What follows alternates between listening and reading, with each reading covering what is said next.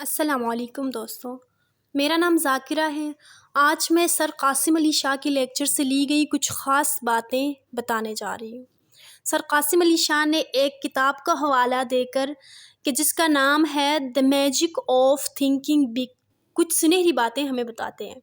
وہ کہتے ہیں کہ جب تم یقین کر لیتے ہو، تمہارا ذہن راستے بھی تلاش کر لیتا ہے کہ اچیو کیسے کرنا ہے۔ ذہن راستے بعد میں تلاش کرتا ہے، پہلے تم یقین کر لیتے ہو کہ میں نے کرنا ہے کچھ نہ کچھ۔ لیکن اگر آپ کو خود پر یقین نہیں ہے تو ذہن کبھی بھی سلوشن کریٹ نہیں کرے گا۔ سلوشن کے لیے آپ کو بلیو ضروری ہے۔ پھر وہ کہتا ہے کہ جب آپ کسی بڑے خواب کو دیکھتے ہیں تو پھر اسباب کو نہ دیکھیں، اسباب کو کریٹ ہونے دیں۔ میں آپ کو ایک مثال دینا چاہوں گی کہ آپ مرغی بار بار اٹھا کر چیک کر لے کہ انڈے کا کیا ہوا، پھر اٹھا کے چیک کر لے کہ انڈے کا کیا ہوا، تو ادھر چوزا نہیں نکلتا، کیونکہ یہ رویہ آپ میں ہوپ لیسنس پیدا کرتا ہے۔ ہمیں اس مرغی کو انڈے کے ساتھ آزاد چھوڑنا چاہیے کہ وہ اس کو سینچے اور چوزا نکلے۔ ابھی میں آپ کو مفہوم حدیث بتا رہی ہوں کہ ایسی دعائیں جو ضد کی شکل اختیار کر لیتی ہیں وہ قبول نہیں ہوتی۔ دعا کا ویسے ایک پورا فلسفہ ہے کہ کچھ دعائیں جلد قبول ہو جاتی ہیں، کچھ دیر سے، اور کچھ کا اجر مل جاتا ہے، لیکن جو دعائیں ضد کی شکل اختیار کر لے وہ کبھی قبول نہیں ہوتی۔ یاد رکھیے، جب بھی ہم پروسیس کے چکر میں پڑتے ہیں تو مینیفیسٹ نہیں ہوتا، یعنی میں منزل کی طرف جانا چاہتی ہوں۔ لا آف اٹریکشن کہتی ہے کہ منزل بھی تو آپ کی طرف آئے۔ وہ تب آئے گا جب میرے میں یقین ہوگا کہ یار میں نے پہنچ جانا ہے، پھر منزل بھی چلنا شروع ہو جائے گی۔ لیکن اگر میں بار بار کہہ رہی ہوں کہ پتہ نہیں میں پہنچوں گی کہ نہیں، پتہ نہیں میں پہنچوں گی کہ نہیں، دراصل میں اپنے یقین کی جو انرجی ہے نا اس کو ڈرین کر رہی ہوں۔ پھر وہ کہتا ہے کہ آئیڈیاز کی جو بہترین حالت ہے وہ ایکشن ہے، ادروائز وہ کاپی پہ لکھے نوٹس ہے، ان کا کوئی فائدہ نہیں۔ اچھا، اس کے بعد وہ کہتا ہے کہ لیڈر کا کام آئیڈیاز دینا ہوتا ہے۔ لیڈر کی جو بہترین حالت ہے وہ کریٹیو وے میں آئیڈیاز کو پروڈیوس کرتا ہے۔ اگر آپ عزت سے پیش آئیں تو آپ کی عزت بڑھنا شروع ہو جاتی ہے۔ ہمیں دوسروں کو رسپیکٹ دینی آنی چاہیے، ہمیں دوسروں کی رسپیکٹ کرنی آنی چاہیے، ہمیں انہیں مقام حیثیت دینا آنا چاہیے۔ بانٹنا سیکھو، یہ بھی آرٹ ہے۔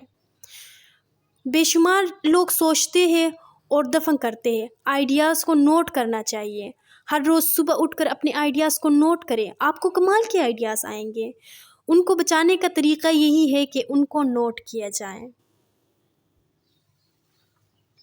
آج تک زبان اور قلم سے نکلنے والی سب سے اداس الفاظ یہی ہیں کہ کاش میں کر لیتا۔ اس سے زیادہ اداس الفاظ انسانوں نے نہیں کہے ہوں گے۔ یاد رکھیے کہ ہر ناکام انسان کی زندگی میں ریگریٹس ہوتے ہیں، پچھتاوے ہوتے ہیں۔ ہر کامیاب انسان کی زندگی میں دیکھو ریگریٹس فری ہوتی ہے۔ جب تک آپ کا خواب بڑا نہیں ہوتا آپ کی سوچیں بھی بڑی نہیں ہوتی۔ آپ کا خواب بڑا نہیں ہوتا تو آپ کی حرکات و سکنات بڑی نہیں ہوتی۔ آپ کا خواب بڑا نہیں تو آپ کا فلسفہ بھی بڑا نہیں ہوگا۔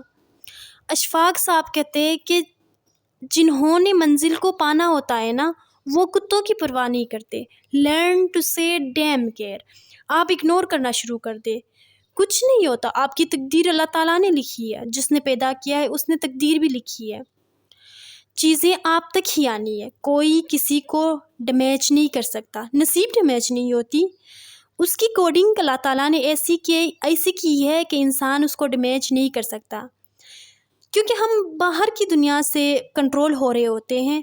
اگر ہم اندر سے خود کو کنٹرول کرنا شروع کریں نا تو آپ کی زندگی میں یاد رکھیں بڑی فکریں نکل جائیں گی۔ بڑا سوچنے سے بڑے راستے اور بڑی سوچ خود بخود پیدا ہو جاتی ہے۔ فطری غربت سب سے بڑی غربت ہے، کیونکہ اس میں انسان بڑا سوچنا ہی چھوڑ دیتا ہے، یہ بڑا جرم ہے۔ زندگی محدود نہیں ہے۔ وہ لوگ جو کہتے ہیں کہ زندگی محدود ہے ان کی سوچیں محدود ہے، ان کے دماغ محدود ہے۔ زندگی لامحدود ہے۔ جب تک آپ بڑا نہیں سوچیں گے تو آپ بڑا اچیو بھی نہیں کر سکتے۔ آپ سے گزارش ہے کہ یہ جو ساری باتیں ہم نے سیکھی ہیں اس کو اپنے زندگی میں اپلائی کریں، اور انشاءاللہ آپ اچیو کر سکتے ہیں ایسے۔ Thank you so much.